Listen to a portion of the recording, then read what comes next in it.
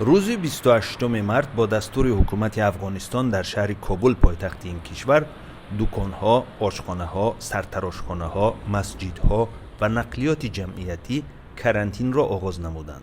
حکومت میگوید هدف جلوگیری از توسعه کرونا ویروس است و تا امر بعدی کرانتین ادامه می‌کند. اکثر ساکنان از کرانتین پشتیبانی می‌کنند.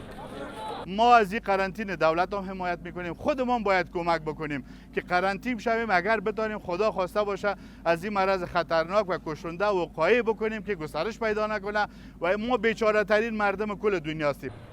ولی بعضی ساکنان کابل شکایت دارند که اگر در دکان‌ها بسته ماند آنها از گرسنگی جان می‌دهند. مردم نخود کرونا نخود کش مگم گشنگی میکشه. با خاطر که فعلا شما میبینید کل جای همگی بسته است. ما بسیار مشکلات هستیم.